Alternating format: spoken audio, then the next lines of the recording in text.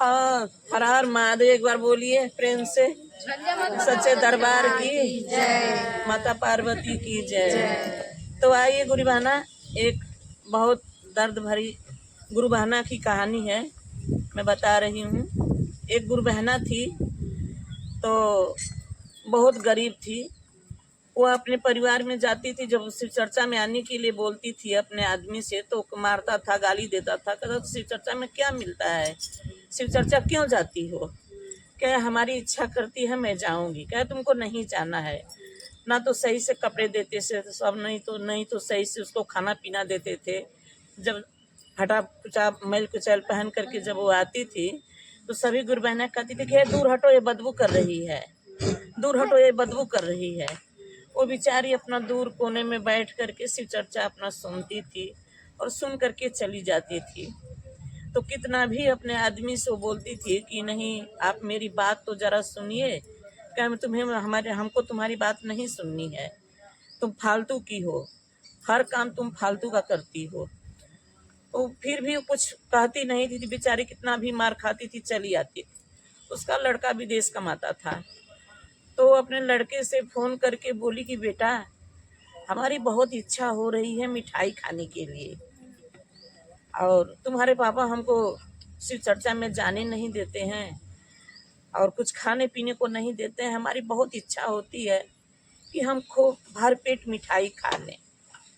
तो बेटा बोला कि इस उम्र में मिठाई खा करके क्या करोगी माँ, अब तो तुम्हारे जाने का समय आ गया है, मिठाई खा करो। पापा तो सही कहते हैं, क्या ज़रूरत है शिव चर्चा में जाने की, शिव चर्चा में तुम्हें क्या मिलता है, अगर वो मना करते हैं तो मत जाओ। बेटा ने भी मना कर दिया। बेटी ससुराल में थी, तो बेटी से बोली कि बेटी मैं शिव चर्चा में जाती हूँ तो सभी गुरु बहना हमको दूर दूर करके भगा देती हैं, हमारे पास अच्छे कपड़े नहीं हैं, अच्छे से मैं जाती नहीं हूँ, इसलिए हमें सभी लोग भगा देते हैं। तो बेटी एक अपनी लुगरियाँ हमको दे देती तो मैं पहन के उसको जाती शिव चर्चा में। तो बेटी बोली कि माँ क्या क्या मिलता है शिव चर्चा में, क्यों जाती हो, अगर पापा मना कर रहे हैं, भैया मना कर रहे हैं, तो फिर शिव चर्चा में क्यों जाती हो, क्या मिलता है, तो सही ही तो लोग करते हैं, और तुम क्या करोगी साड़ी लेकर के। बेटी ने भी साड़ी नहीं दिया। उस दिन बेचारी आई, शिव चर्चा हो रहा था, आई अपना रोते गाते आई और कही कि शिव गुरु के पास बैठी और बोली कि हे गुरु जी, अब मैं बहुत थक चुकी हूँ, मुझे आप अपने शरण में ले लीजिए, मुझ पर दया कीजिए, मेरा कोई आपके सिवा मेरा इस दुनिया में कोई नहीं है। और वहीं पे शिव गुरु के स्थान पे गिरी और वहीं पे वो ख़त्म हो गई, वहीं पे उसका देहांत हो गया। जब उसका देहांत हो गया तो उसके आदमी को पता चला कि नहीं हमारी बीवी तो मर चुकी है। तो आया, फिर बेटे को भी खबर गया, बेटा भी आया, बेटी भी आई। तो जब निकल करके आया तो अब देखिए अब उसकी आत्मा क्या कह रही है। जब आया तो उसको हिला रहा है, पति हिला रहा है कि उठो मुझसे बात करो।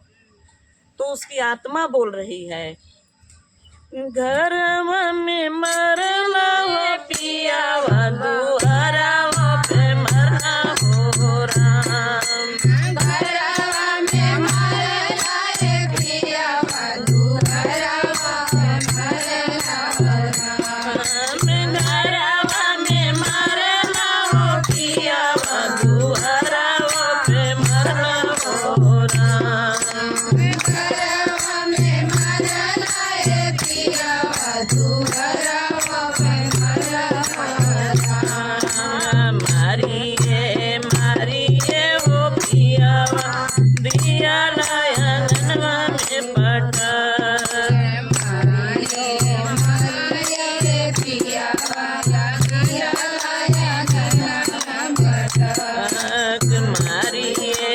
मारिए वो पिया दिया लायनवा में पटक,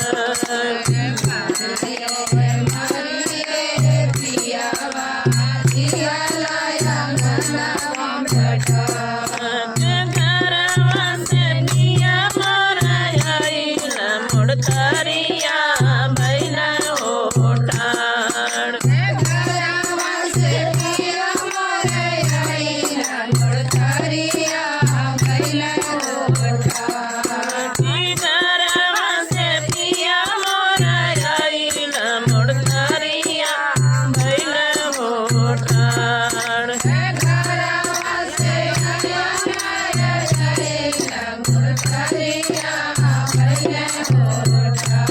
उठा उठा धनिया सोहागी बतिया कला हो राम उठा उठा धनिया सोहागी बतिया कला हो राम उठा उठा धनिया सोहागी बतिया कला हो राम उठा उठा